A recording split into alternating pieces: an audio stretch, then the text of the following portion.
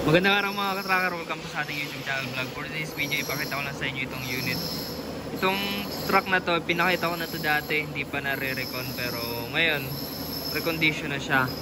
So ito po ay, ito yung Fuso Canter wide cabin na 4x4, 6-wheeler po siya, 4x4.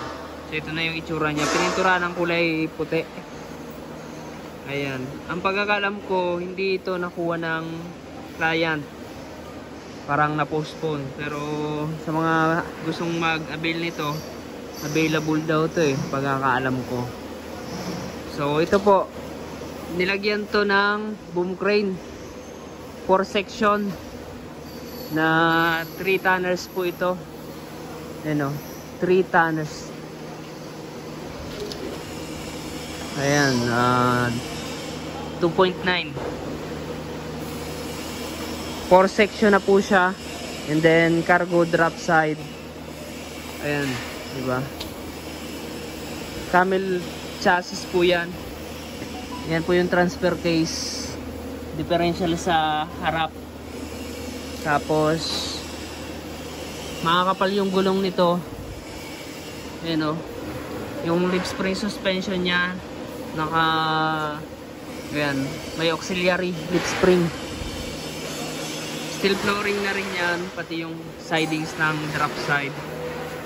Complete standard accessories. May plaka na nakarehistro. Medyo madumi nga lang at nandito sa sulok. Ayan o, maganda po ito. 5 stud po siya, 5 stud. Ayan, diba? Ito yung katunayan na ano po, 4x4 black type rim. Black type rim po siya. Ang sukat ng gulong 700 R16. Ito na yung loob niya. Naka floor matting, medyo madumi lang. Naka upholstery na yung upuan.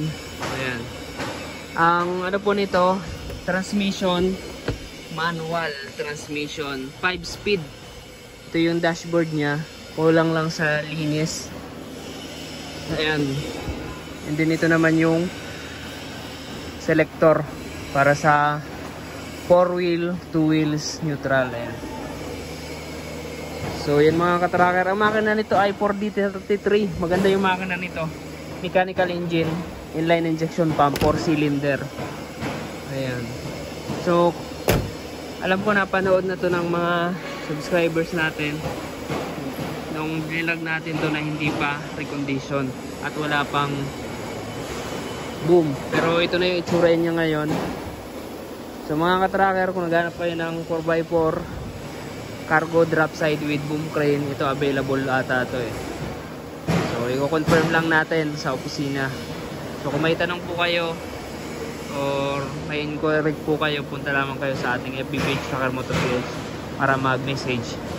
Ayan mga ka-tracker, yung makina niyan na tune up na change oil, 4D33 4x4, yung mga fluids po niyan, yung mga gear oil na check na, yung mga preno, ayan, na repack na yung mga wheel bearing niyan, yung mga preno na tingnan na yung brake shoe, yung transmission, clutch, yan, clutch disc, binaba po yung transmission yan para makita yung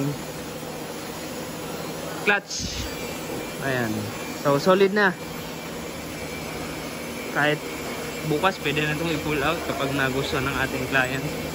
So yan, kung nagustuhan nyo itong video na to, paki-like, share, and mag-subscribe na. Maraming salamat sa panonood. God bless. Bye bye.